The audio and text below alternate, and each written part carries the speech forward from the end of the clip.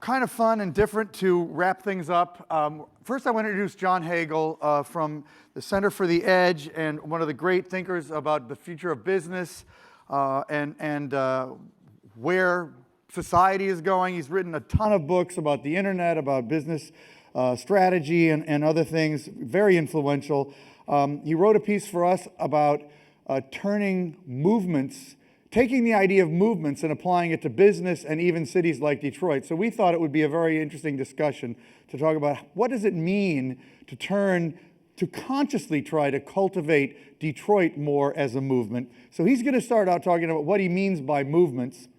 And then I'm going to join him on stage with two other people who I'll introduce to you then. So John, please come up and get us started. And then we'll join you on stage.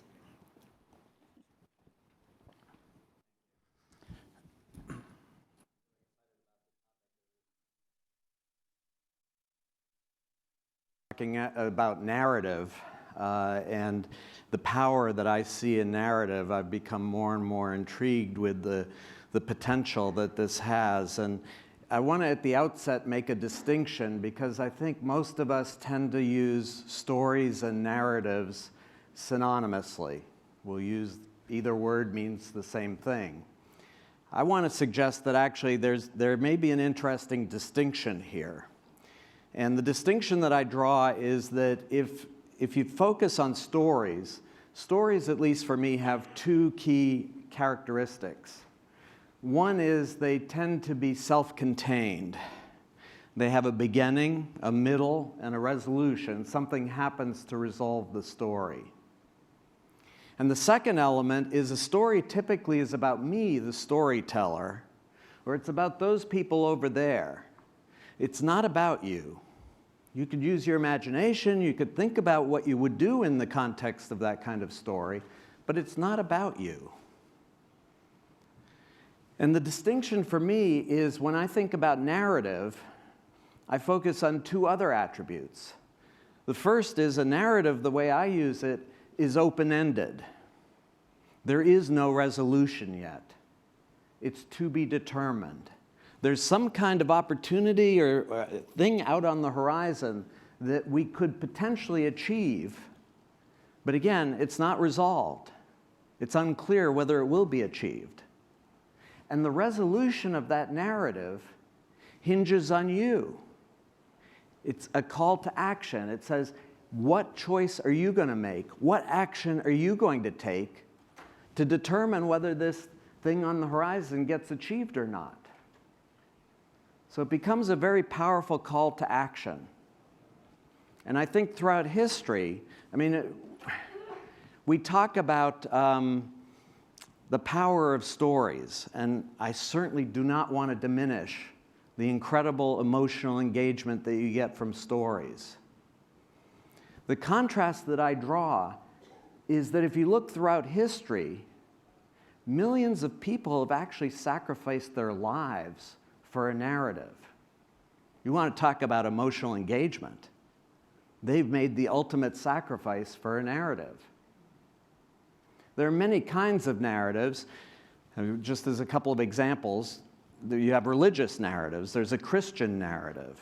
We were all born in sin, but a Savior was brought to us, and we now have the opportunity, the potential for salvation. But it's not guaranteed. You got to make a choice. You got to act. What's it going to be? The resolution is not yet there. You can think about the American narrative, the call to come to this land of opportunity. No matter what your background, no matter what your circumstances, there's an opportunity to accomplish things that you would have never imagined possible. But it's not guaranteed. You got to come. Are you willing to come? It drew people from all over the world to come here. Now, as I've pursued this topic of narrative, I've ended up differentiating. I think narratives can be addressed at multiple levels. I think as individuals, we all have a narrative that has driven our choices and actions throughout our lives.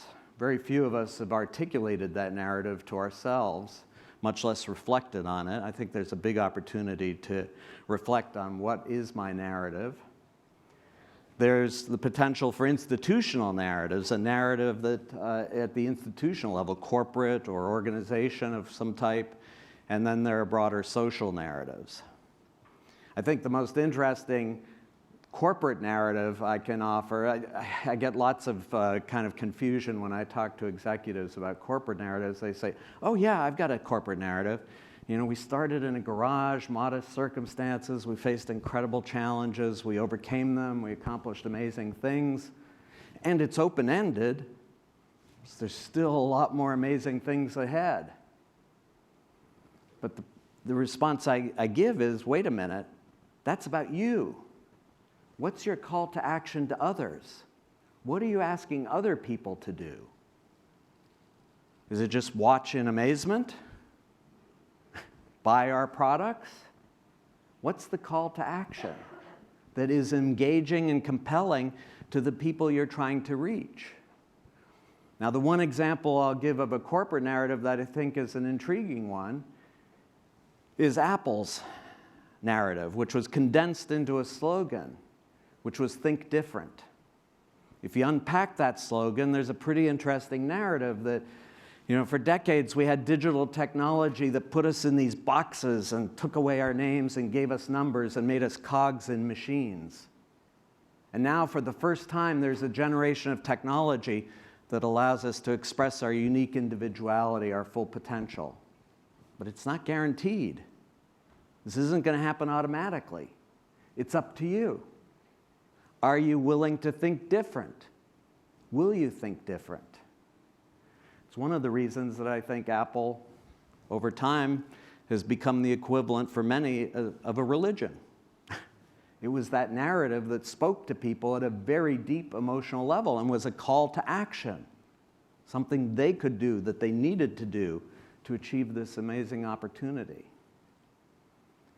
So I think in the context of movements, from my experience, and I've spent a fair amount of time both participating in and studying movements of various types, I believe every high-impact movement has had a very powerful narrative driving it. And when I see Detroit and the incredible amount of energy that has been gathered here and that is gathering steam at many levels, at the level of individuals, at the level of institutions, I'm intrigued with the potential to amplify and align that energy more effectively through some kind of powerful narrative that could, in fact, become the driver for a movement, to make Detroit a movement. And I think the interesting thing is aligning, at one level, the individual narratives of all the people here, the institutional narratives of the institutions that are important to Detroit, and then having a broader narrative, an urban narrative, if you will, that could be a broader call to action that, again, amplifies and builds on the narratives of the more specific institutions and individuals and takes often kind of conflicting agendas and helps to bring them together into a more powerful impact. So it's one, I guess, final observation is just as I've studied narratives, I think, number one, the reaction is often, oh, I'll give that to my PR agency or my marketing team and they'll write me a narrative. From my experience, the most powerful and effective narratives are not from words on a page. They emerge through action. I mean, that narrative of think different in Apple, think about Steve Wozniak and Steve Jobs. I mean, two individuals who every day of their life lived think different, that gave it a power that just words on a page would have never had. So I think it comes through action. I think at the end of the day, the powerful narratives are those that focus on an opportunity that is, in fact, being shaped by the forces at work in the broader economy and society. So if you're framing an opportunity that's somehow against those forces, good luck, that's going to be a more challenging narrative. But then finding that opportunity and defining it at a high enough level so that it leaves lots of room for innovation and experimentation and improvisation by individuals and by institutions who join in, but enough specificity so that it's tangible, so that it's believable. There's something really worth working together to achieve. And so I think that's the opportunity here, and I'm really excited about participating in the conversation and seeing if there's a potential for Detroit as a movement. Thank you. Thanks, John. Okay, please take a seat. And let me just bring on stage now Dave Egner and Lauren Hood. You've seen Lauren on this stage before. Dave was involved in the diverse workforce discussion earlier this afternoon. And let me just to quickly introduce them. Dave's, it says here, president of the Hudson Weber Foundation and executive director of the New Economy Initiative. But if you look at his bio in the app, this guy is involved with more local organizations that are trying to do things in this region than I could almost believe. It's amazing how many initiatives and projects you've really sunk your teeth into and really gotten. You're a real expert in Detroit economic and social revival, and I think that's quite exciting. Lauren, who's been really saying great things already on this stage earlier, has done an enormous amount both in the nonprofit world and in the for-profit sector. She's worked at Loveland Technologies. She does a lot of work with Deep Drive Detroit.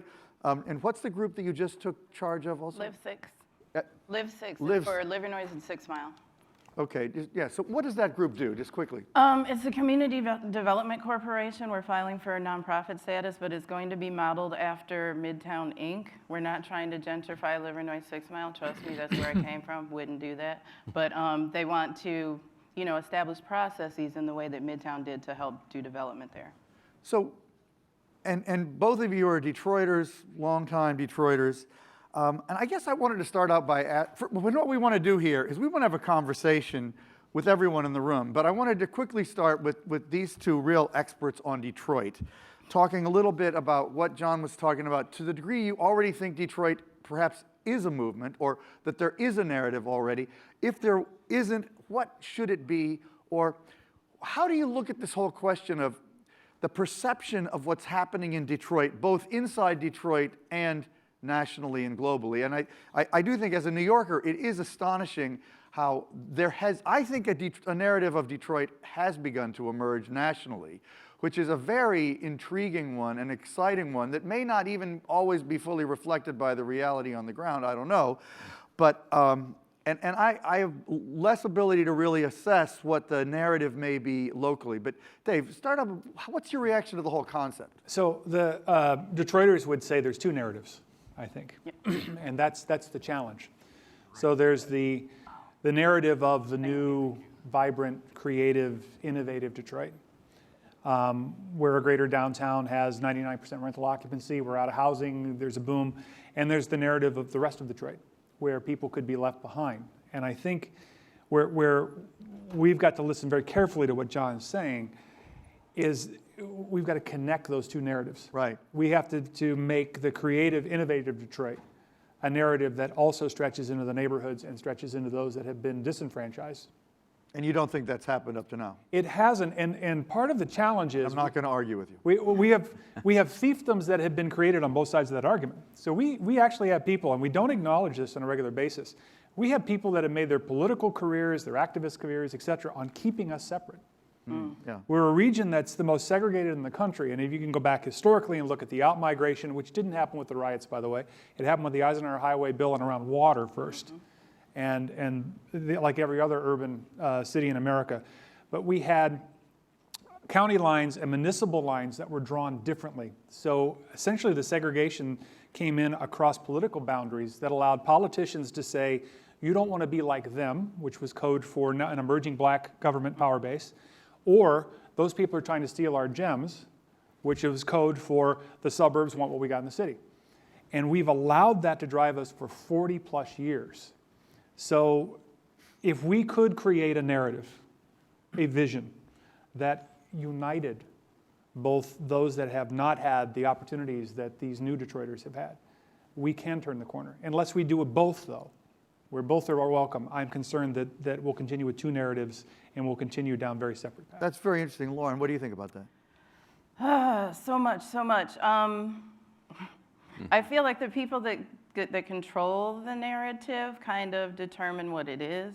So the narrative to the outside world is like, we're open for business, come one, come all, there are all these opportunities. Cheap housing, Sure, yeah, come get some. entrepreneurs, blah, blah, blah. Exactly, but the people that are here, or that have been here, I think have a different story, but no one's heard it. Because, you know, I don't know which we I want to put myself in, because I feel like I'm New Detroit and Old Detroit. But speaking as a have longtime two resident. narratives. Yeah, I have like 50. But yeah, I would say that I feel like the story of the native Detroiter isn't made public to anybody except other native Detroiters. Do you know what I mean? Or those new people that really take the time and like sit down with someone and ask them what it is. But is there I mean, do you think that there's a potential, I mean, obviously the whole idea is to generate some new energy, right? Beyond just the political, financial investment that's been made, and I think it has been considerable. We heard the mayor on stage earlier today. Did you miss him, by the way? I did miss Okay, him. that's all right. Yeah, you've been here a lot today. But the mayor, you know, he was pretty impressive. I was amazed. Were you in the room when the mayor was here? I've heard this spiel a few times. Okay, well, you may not have heard the spiel, but what was really interesting to me was the mayor gave his thing. He said a lot of interesting things, and then I opened it to questions, and I could have I just knew that somebody would challenge him on something. Every single person in the audience basically praised him. You know? Well, we got to think about who the audience is. Well, though. no, it was a pretty different Diverse kind of, as far as I mean, tech there goes. were a variety of different kind of people who were saying positive things, but would you criticize him? I'm just curious. I mean, real quick. That's a tricky one. I'm Jeez. glad he asked you that question. I don't know that I want to criticize him personally. I appreciate some of the things that he's done, and I'm excited about the new energy. I feel like, okay, kind of to what Dave was saying, the two need to meet. So there are people here that have been doing work that have only lacked resources, really. So Right. they've had energy and they've been working at things. They really lack resources. So if new people could just come in and say, hi, I'm a good conduit for resources, let me get you some, instead of saying, I have an idea of what your neighborhood should look like and I'm going to disperse these resources in the way I think will make that be the reality, instead of the reality that you've been trying to create for yourself all these years. Like the narrative that exists is that people have just been sitting here not doing anything. Right, but you're not saying the mayor's just trying to dictate to the neighborhoods per se, are you? I mean, but, No. because I think I understand what you're saying, because I was interviewed by an African-American Detroiter earlier today, and he was reflecting back to me that a very similar point of view that Carrie Frazier, who many of you may know, yeah, a lot of the African-American leadership of the city have tried to get stuff done and haven't been able to they just, for whatever reason, couldn't get the resources that this mayor has effectively gotten. But, you know, on the other hand, it's great that the resources have come in, right? So the narrative then is like, well, the failed black administration and the successful white administration. I mean, I don't know. And John, jump in, because this is challenging stuff, and you know, this is what really, it's your city. And John's ex-Californian, I'm a New Yorker. But I think it's interesting to discuss what is the real story that the world needs to understand, and what is the story we'd like it to be? Maybe that's the real question. So you've got to look at the systemic issues that prevented those resources from flowing. I think that's been the challenge. So let's start with resources to entrepreneurs. So you've got a whole new set of startups downtown, a lot of tech-based. If you're in a neighborhood, you know, bankers rank risk on a scale from 1 to 7. If you're a 6 or a 7, you won't get any money. If you've got a 300 credit score in a neighborhood because you've never taken on debt and you've struggled and you've got a neighborhood barbershop, try getting access to capital. But now if you're in the banking industry and you're being rated as a professional on loan loss ratio, try making that loan. So there are missing pieces. Furthermore, if the loan is under 10 grand, it costs more to write the paper than it does to make the loan. So there are these gaps in systems that have created all kinds of issues. And then let's talk out-migration a minute. Many people who left this city left because of housing, schools, safety, and many others stayed because they couldn't afford to leave. Mm-hmm. And so now you've got a more disenfranchised, more concentrated poverty population, and that's intensified the systems problem. So suddenly foundations show up, business people show up and say, let me solve your problem. Well, how do you fix the Is systems? that you? I don't want to be accused of that. We've been very careful of that, but others have. Others have dropped in and said, you need X, Y, and Z. We had a certain former deputy mayor from your city that actually came in and said, all that Harlem needed was a grocery store. And he had the audacity to say that on stage last year, and Sue Mosey from Midtown, I had to walk out holding her because she was going to kill him. Like we hadn't thought of that, right? We hadn't done that before. We haven't dealt with that issue. No, you So- got your Whole Foods anyway. Yeah, we got Whole Foods anyway. We're done but, now. But the point is that the systemic challenges have created these issues and thus perpetuate two narratives. So if I'm a neighborhood business and I just need 10 grand to buy a new piece of equipment and I can't get access to that because I don't have a credit rating, because debt in neighborhood businesses in Detroit is the kiss of death. You never take on debt. It's a cultural issue across almost every urban center as well. I see two Detroits. I see one where these people come in and downtown explodes, and I see my neighborhood where I can't even get 10,000 lousy dollars to do something I need to survive. And by the way, I'm employing 5 people. What? Donna, you two agree on a lot of this stuff. it We seems. do. I Yeah. think Dave is one of the good ones, and I'm not just saying that because he's sitting next to me. I remember the first time I met Dave was at Mackinac. Do you remember this? Like, I have no affiliations, and Jeanette Pierce brought me up, and you engaged me in conversation. There are all those people standing around that you should really be talking to, but you were like, hi, nice to meet you, and look me in the eye. I remember things like that. Yes, you were by the So, bar. I didn't want to leave that area. That was- Whatever the reason, you were, and he really walks the walk. So I think of programs like NEI. Like I looked at where they went to promote that program. Like they had pictures up, they were in the random barber shop, they were in like the shoe repair shop, they were in the tire repair shop, like those deeply rooted small businesses, like not the ones that are getting pressed, but the ones that really needed to know that there was funding available for them, and they really like put in the extra work to go to No, those here's a places. narrative question. What is NEI? Just quickly. New Economy Initiative. Yeah. 10 foundations pulled $100 million. Then we raised an additional $35 million in a second capital raise. And the focus is grassroots to high growth entrepreneurship. Yeah. When we started, first of all, never ask 10 foundations to be in charge of anything. It's a really bad idea. But you're the president of that, right? I run that, and every foundation had their own version of economic development. And you had one contingent that said it's got to be all high growth, because that'll have the trickle down and we can create jobs. And we had another group saying, if you don't reach the neighborhoods that have the greatest need, you've failed. You have to start there. And we had a set of systems that didn't do either well. So the entire purpose was to create a system from grassroots to high growth. And then I was so moved by John's remarks, because the work of the last 3 years has been about creating a narrative that touches both. So last year we launched, and this year we've continued a program called Any Ideas, Supporting Your Ideas for Business Growth, exclusively for businesses that are 3 years old or older in the city of Detroit's footprint. And we coined the phrase bin-ups. There's great things in the startups and should be, and we've got to keep moving them, but all of you out there have been up.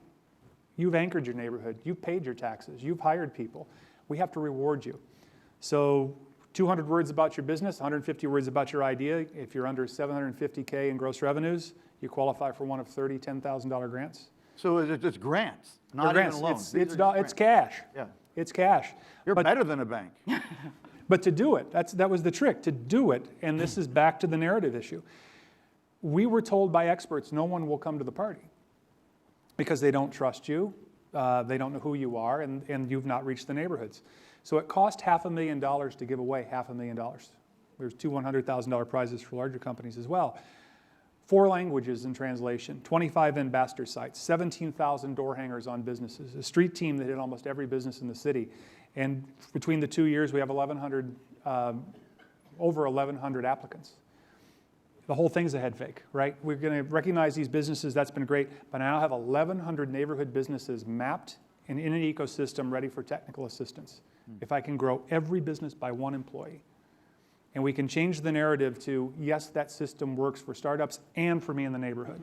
Well- Now we're starting a narrative. And I mean, we're not just talking about a narrative for NEI, obviously, but we're, For the city. Because the city, one of the things the mayor talked about that I thought was pretty cool was this program they built for entrepreneurs, where they're going to really have a contest and then basically advise everybody who applies, whether they win or not. Based on any ideas, by the way. Oh, okay, Yeah. but hey, why not? right? Absolutely. Look, Yeah, absolutely. More the John, merrier. What do you think? I mean, what are Yeah. you hearing here, and how does your point dovetail? What can you help this narrative form into, if anything? Yeah, it's a very interesting discussion and challenge. I think, as I'm hearing two separate realities in Detroit, I think the question is there a narrative? Could we craft a narrative that would be a call to action that would bring those two parts of Detroit together rather than keep them separate? What's that call to action that we would want both to do, and why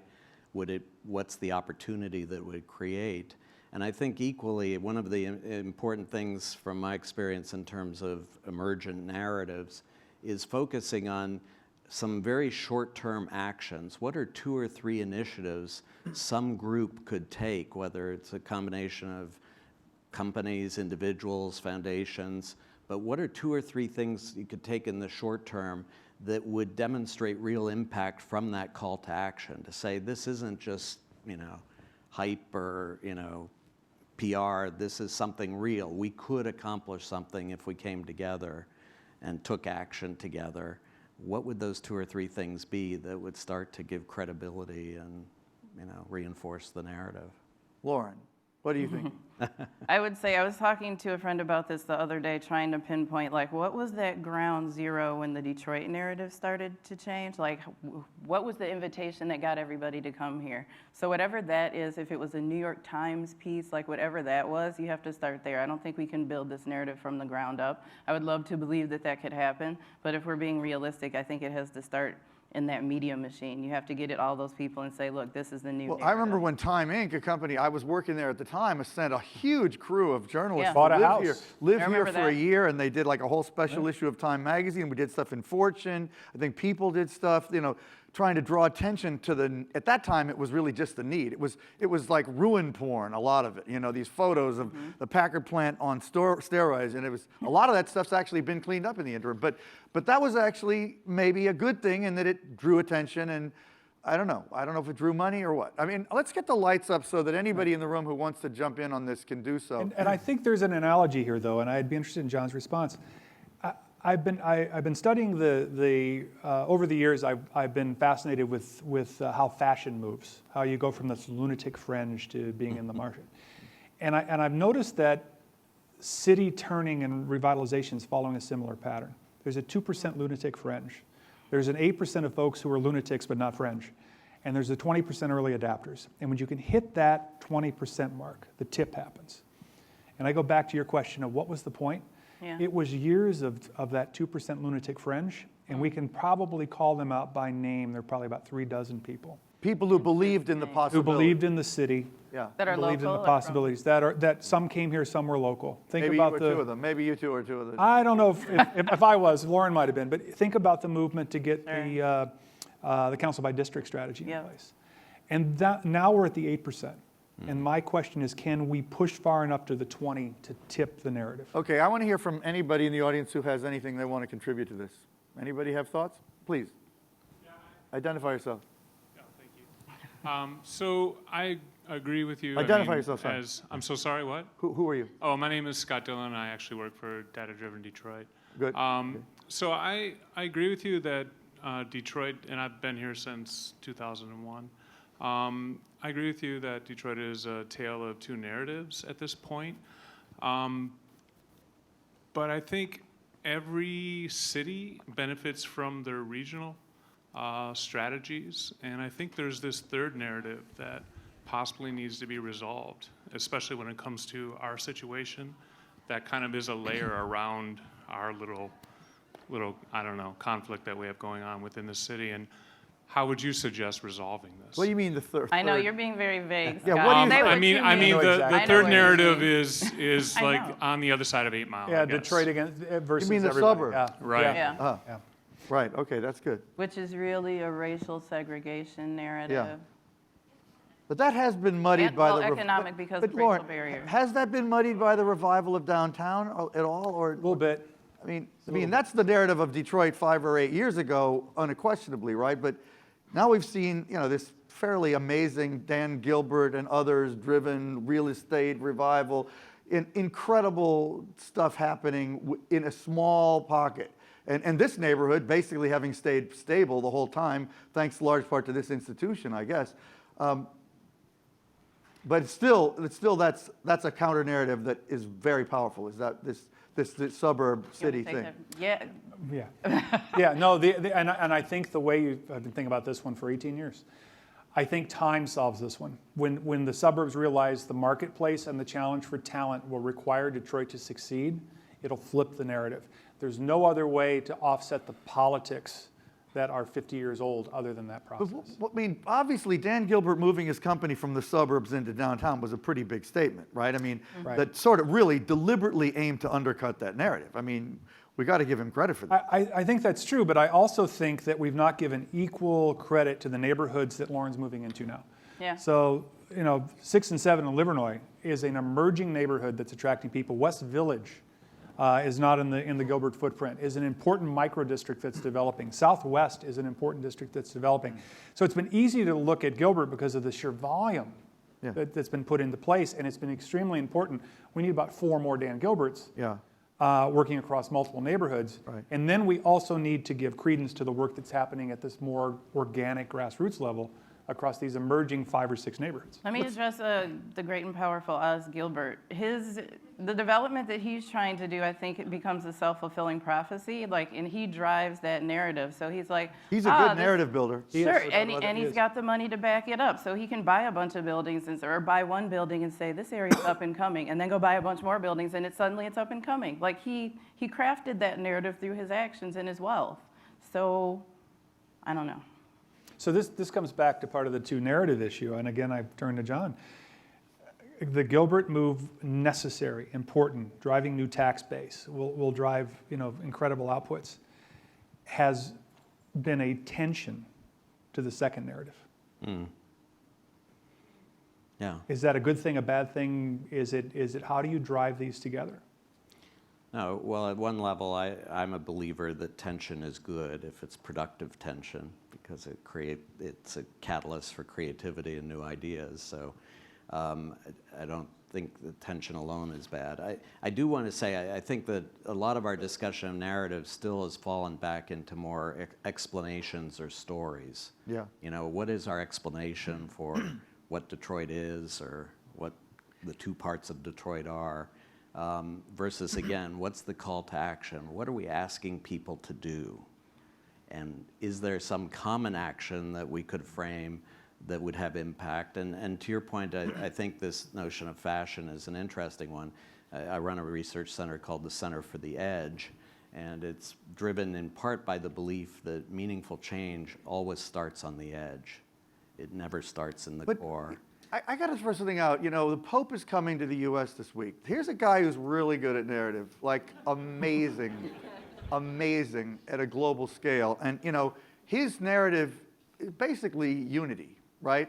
And he's talking about it in 1,000 ways. And I think he's going to say some really things that are going to shake people up in the U.S. in the next week, in my opinion. But I hope he does. Create some Because tension. I think we need to be shaken up. But if we were to have the real narrative we'd like to see here, it would be a narrative of some kind of unity that we can dream of, but that we don't see maybe happening yet, right? I mean, but then the call to action is, how do you move toward unity, right? Is that fair enough, John? I mean, Yeah, and what are 2 or 3 things we could do in the very short term that would be very pragmatic, doable, and demonstrate some impact? So it goes beyond just words to say, we actually accomplished something by coming together. What was it takes more than goodwill. It takes actions. I mean, and Yeah. that's the hard part. I mean, anybody who wants to jump in anywhere, hopefully Detroiters. Okay, I saw that hand back in the back first. Freddie. Oh, I'm eager to hear what you have to say. Our script writer. Okay, I'm Freddie, and amongst other things, I work with a makerspace called Pony Ride in Detroit, where I'm the communications director. And one of the things that I've noticed, I think unity narrative is a little bit of a cop-out. Okay, good. Well, Because I like to be wrong. it Let you know. presupposes the idea that the narratives are already equal. No, I when didn't we mean that. recognize that one narrative is backed by sort of an institutional disparity. But along with that, my question for you guys is this. So we have we have this, Detroit becomes sort of symbolic for all the urban cores in America. People, in my job at Pony Ride, I've seen people come from all over the country and all over the world, and they want to learn about Detroit because it sort of stands in for their own desire to move back or to get involved in an urban core in their area. And so my question is this: I think we generally think of the narrative of wanting to move into cities as inevitable, but why do you think people in suburbs all around the world want to move back into cities? And what does that narrative sort of cover up that is unaddressed about the places from which they want to move? Oh, that's a great question. Wow, you must be a scriptwriter. In Detroit, in particular, I think this is everywhere. It's authenticity and density. So I live in the suburbs. It's not very authentic. Why do I live in the suburbs? The schools suck in the city. So, you've got these kind of underlying issues. I'm old enough that shouldn't matter anymore, right? It usually starts with people who move in without children that are turning cities around to begin with. And they're moving away from a lack of authenticity, and they're moving to a point of density. I think what it covers up or moves away from is cookie cutter, programmed lifestyles where I have to find my own density. I can't just walk down the street and bump into something that's interesting to me. That's why New York's thrived so much over the years, is you can walk 3 blocks and see thousands of things in that time frame. That's my answer. Wait, I got a response to that. Yeah. I think what is interesting is what myself and other native Detroiters have been noticing is we think Detroit's getting more inauthentic. So it's really interesting that people from outside want to come here because, oh, it's so authentic. And then what happens is it just dilutes the pool. It's no longer culturally interesting. That's because you're in that 2%. See, and then you've But got to move I to mean, the next. I will say, as a New Yorker coming here repeatedly, which I've done over the last 5 years, I've probably come here like 8 or 10 times, and it is shocking, the racial divisions that you feel here. You just feel it here. Yeah. We do not feel that in New York the same way. I mean, no New Yorker would say you feel it the same way there. And there's a lot of reasons. There's definitely some racial divisions. And, if you go out to some neighborhoods in Queens and there's some definite black pockets that are, really, really different and not included. But the feeling you get in most of New York is not the same feel. And there's tremendous diversity. I mean, everywhere. But what really makes a difference is the subway. Everybody rides the subway. You get on that subway, and you got people from 20 different countries and a lot of different races, and they're all sort of boredly looking at each other and hoping to get there, hoping it doesn't, that the air conditioning keeps working, which at least it usually does now. But so I'm just thinking of it in light of the thing we just heard before about the transportation challenge. If mass transit actually happened in Detroit, which, is some ways off clearly at any scale, bringing people together in the routines of their daily life is a step in the right direction Sure. here. Then at the moment, you really don't have the mechanism. Right. Other than we're just people and could do it on our own.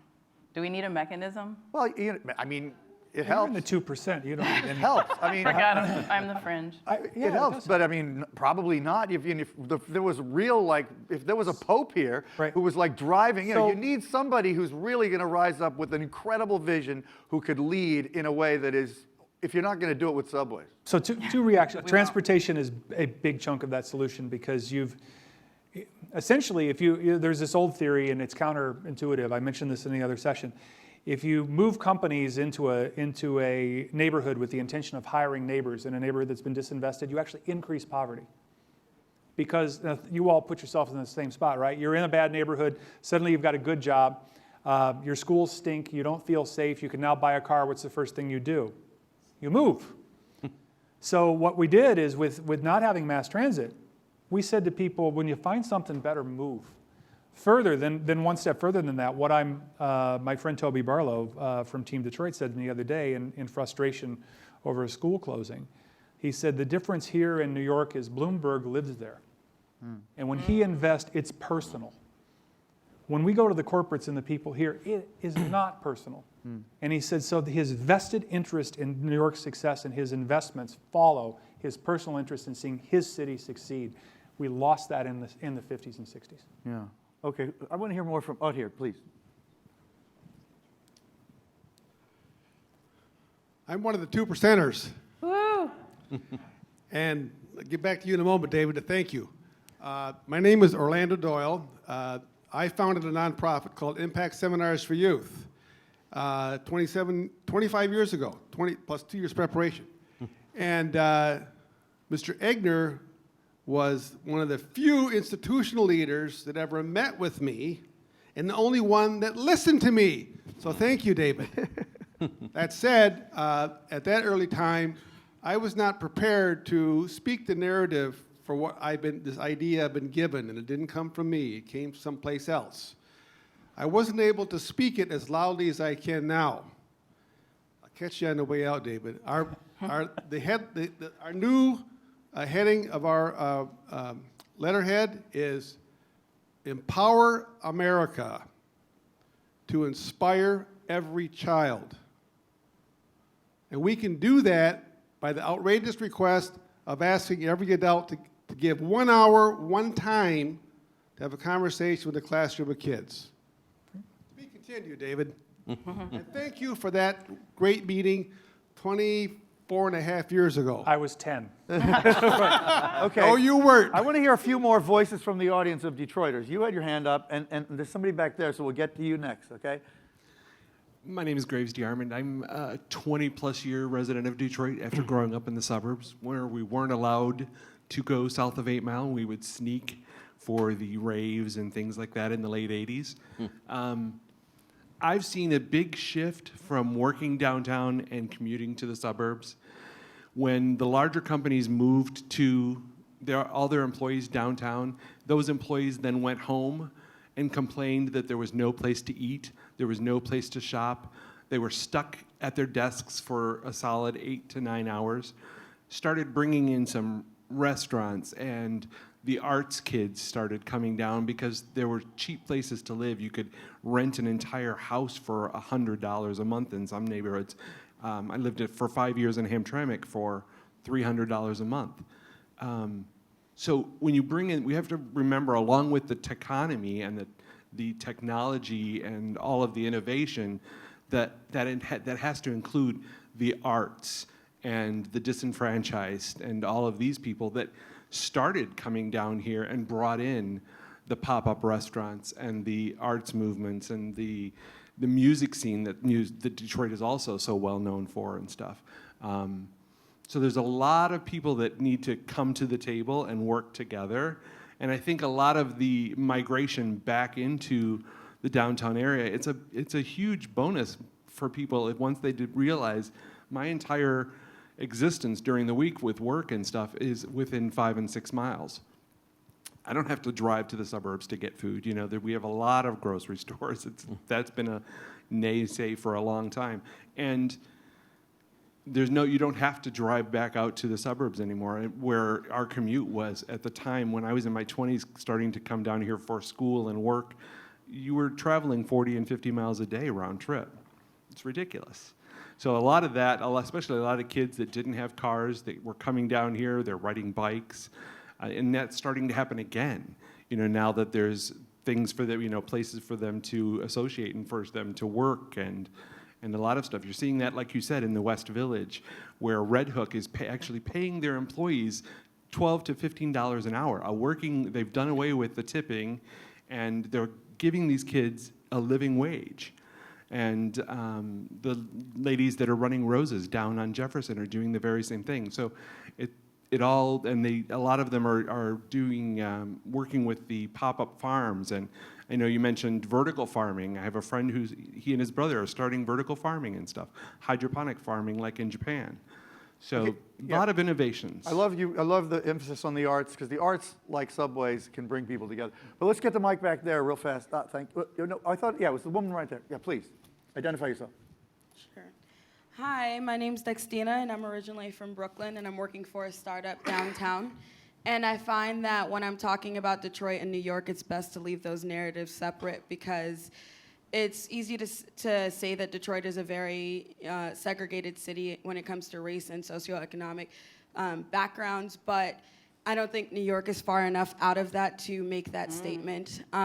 Sure, people are all taking public transportation, but not everyone is taking that public transportation into Brownsville. So, and as soon as like people who don't look like me do come to Brownsville, I know that it's time that my family has to move because the prices of rent are going to go up. And so that's where New York and Detroit are very different in those situations.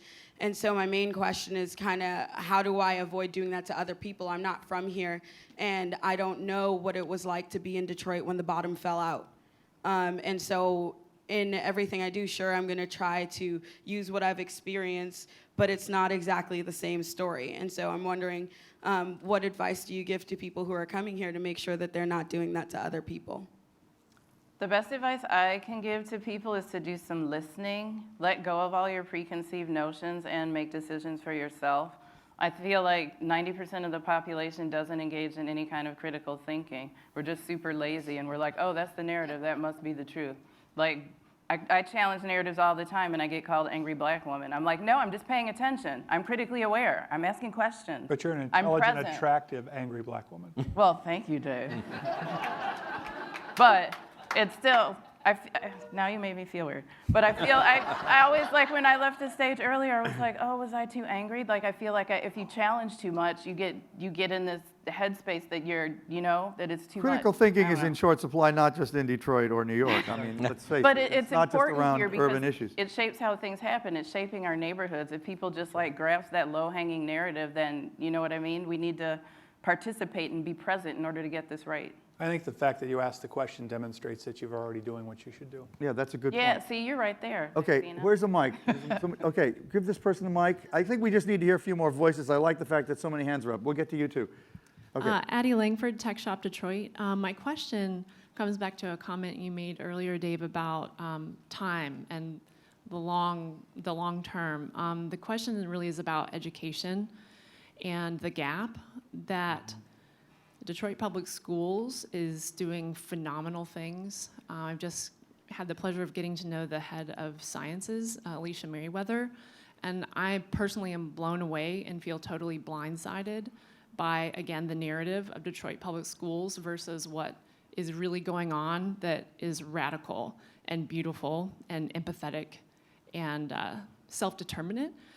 So my question, to get to it, is what do we do in the meantime? Like, where these two clear narratives are in fact separate, as we try to all consciously move them closer to one another, what about the young children in DPS right now, before things are truly abundant again?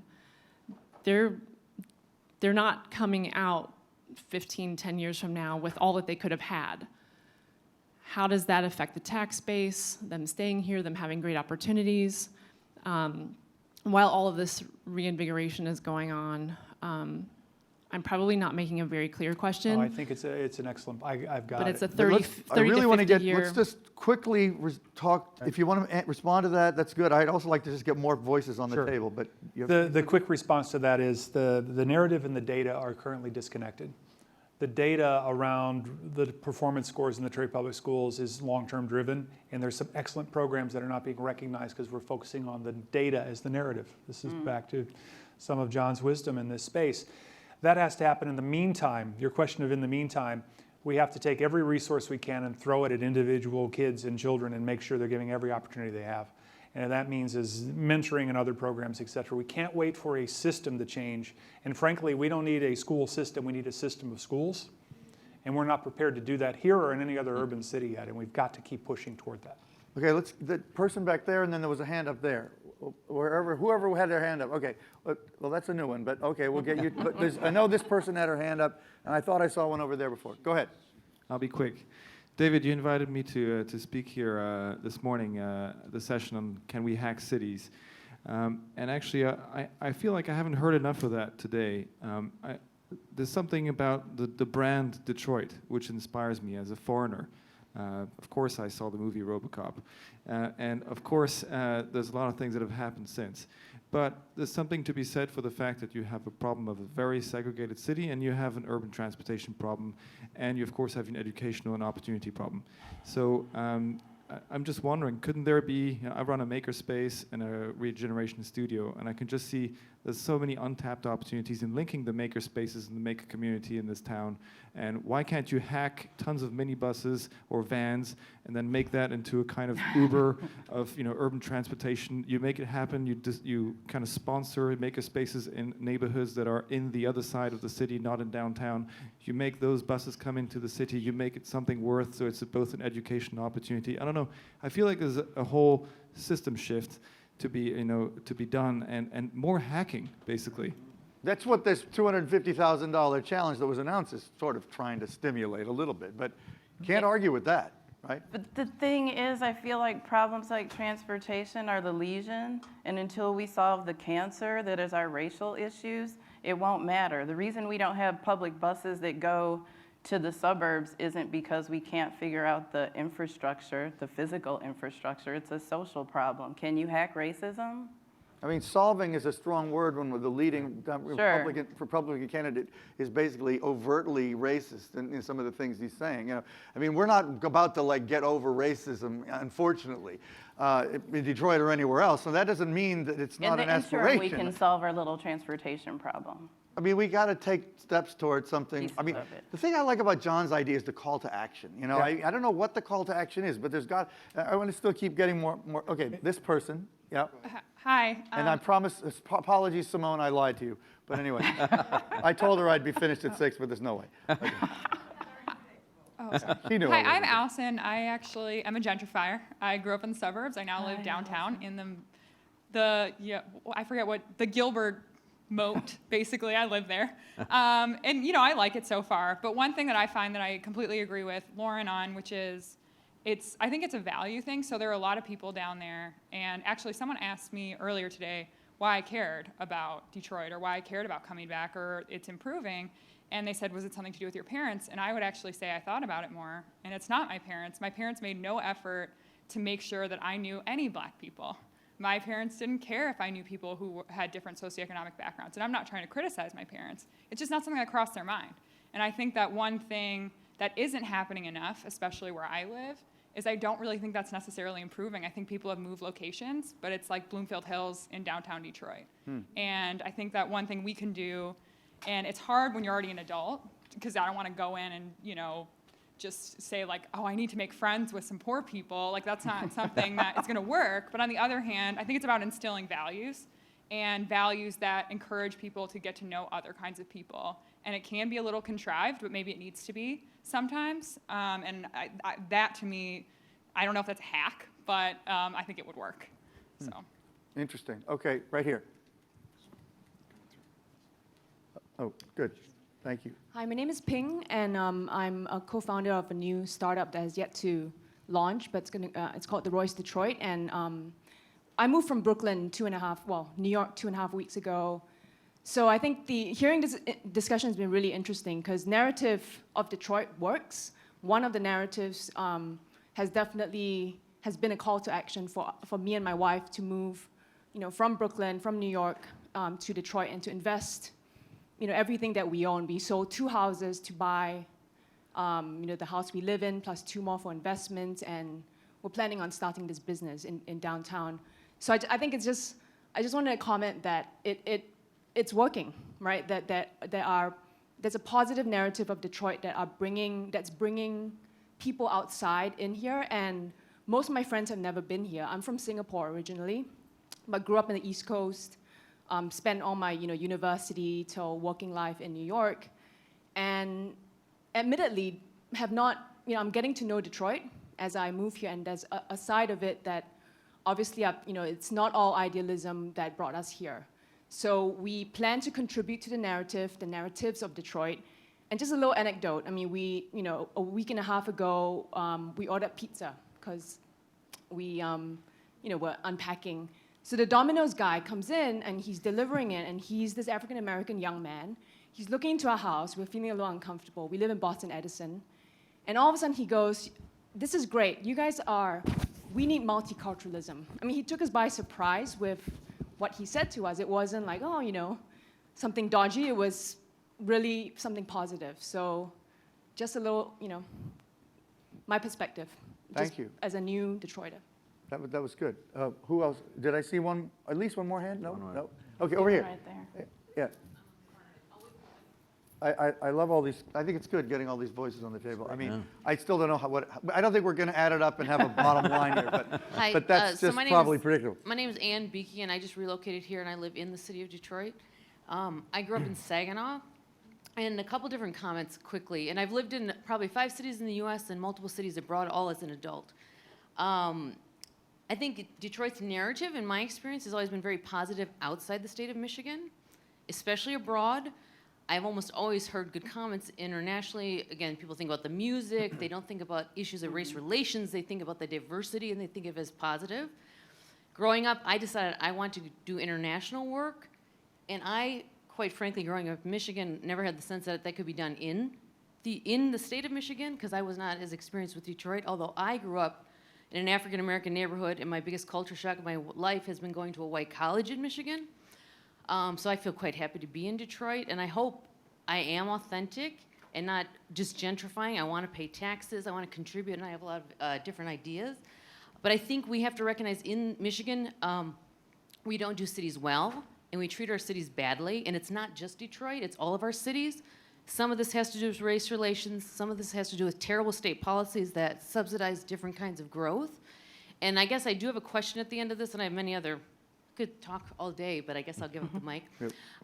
My question to you would be, thinking about Detroit, its development, set aside the other cities, what entities here, or how do we work on state policies that are actually holding back and helping to contribute to all of these issues? Because it has to do with sprawl, too much housing. I mean, there's a million of them, but who works on those issues at that level? I think that's a different conference. Or maybe different. We'll see you in Mackinac in May. But let's just keep getting, if there's more hands up, I'd like to hear them. Okay? Hi, John Rossi. I just finished the Techstars Accelerator, relocating from Denver, Colorado to Detroit. So I feel like in Detroit, Detroit has opened its arms and said, we're here, you know. I feel like it's this Midwestern hospitality that really embraces kind of the outside world to come in. And it's real humbling, because even from the Uber drivers to the people that work at like Sister Pie Detroit, I'm not sure where exactly in Detroit, but Sister Pie, I mean, everyone's making a real big effort.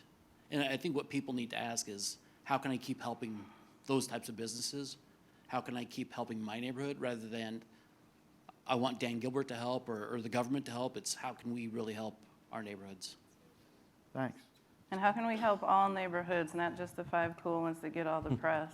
All of them. We got a mic over here? Right there. Yeah, there we go. Thanks. Hi, my name is Fatima Tabi. I'm from Windsor, Ontario, but I'm actually a student here at Wayne State, and I'm also a journalist with the campus newspaper, The South End. So I just wanted to ask you guys about whether you guys look at students and how to, bring, whatever it is that you are doing in the community to uni students here at Wayne State. Because as a Canadian, I grew up in Windsor is the 4th most diverse city in Canada. So I grew up in an immigrant neighborhood, very diverse, was not used to very, kind of cliquey groups. So when I came here to Wayne State, it was kind of a shock. But then when you, if you look at some certain groups within campus, you see people, converging on, similar points of interest. So for example, I'm a journalism student. So me, Black students, Latino students, like a bunch of us who are in journalism, will all, be together in one certain organization because we all have one common thing. So you guys kind of have this idea of one common, let's make Detroit better, and by that, like all neighborhoods. Do you think you could possibly bring that to campuses? We're here. Hey, we brought technology. Yes. Yes, and we have to have a collective definition of what better is also. In terms of to change the narrative. So in order for people to be saying, oh, like 6 Mile or whatever it is now good and stuff like that, and we can actually have, a great life here, same way we can have it in Midtown or in, what is developing to be Corktown. Like, the improvements that's happening there. Yeah, and by students, I mean like the ones that you see in the student center right now, not the the business students that might be here, or the the environment, or the journalist who has to cover the event, but like the actual people that are on campus. But it's wonderful how many different perspectives there are on this narrative. I mean, it's a complex issue, and I thank John for really stimulating it with the PC Road originally, and for being willing to come up here and give us a challenge. And I think it's a challenge we have to take away and keep working on it. Any final thoughts, particularly from our two Detroit stage people, or John? I think any of the three of you, I'd love to hear any closing thoughts. If you want to help, first engage by listening. There's more knowledge with the people that are here than you can possibly imagine. I know everyone from everywhere else has told you have all the answers and that you're amazing and you can fix things. But the people here also have knowledge that is valuable, that should be valued at the same level. Right, absolutely. I think the narrative that we've got to start driving is a back to the past. We got to grab it from the past. The $5 a day wage changed the world. It took Detroit, it remade the middle class, it doubled Detroit's population in 6 years, it doubled it again in the next 20 years. It created the arsenal of democracy, it turned the world war, it created Motown. It was this notion of opportunity, using innovation and assets to drive opportunity for all. I think that's the narrative that we have to grasp back to. And if you look at how markets have evolved, the middle class is being squeezed. This issue of disparity gap will be the issue of the presidential election. I'm convinced of that. And as that happens, we're going to move the B2C relationship back again away from business to consumer to business to community to consumer. And I think that narrative will be driven right from here as it was in 1920. That's good to hear. John, any observation? I think a very interesting discussion. Again, I would just emphasize, at least the way I think about narrative, it's not about explaining the way things are. It's what's the call to action. In other words, what's the vision and what do you try to collectively do to get there? Yeah. And again, what are 2 or 3 things you could do in the short term that would actually give some credibility to that? Well, there is a whole conference in that. Call to action. But thank you all for being at this conference. Don't leave. So I appreciate everyone's patience. We've had a long day. I think it's been a very rich and dense day. I'm very proud of what we did. Thank you for coming. Thank you for Steelcase providing the furniture. Quicken Loans, big supporter of this conference, so we love them for that. Detroit Venture Partners, Ford, our knowledge partner, McKinsey & Company, Autodesk, Markle Foundation, Microsoft, Monster, Qualcomm, and also Edelman, Plex Systems, 242 Solutions, Wayne State University, and Venture for America. We have a reception outside hosted by Quicken Loans, so at least they're paying for that too, which is good. And that's that's also the kickoff for tomorrow's Venture for America City as Startup Conference, which is right here in this same room. So I hope many of you will be at that. Thank you for joining us. Let's continue the dialogue in the reception. Thank you.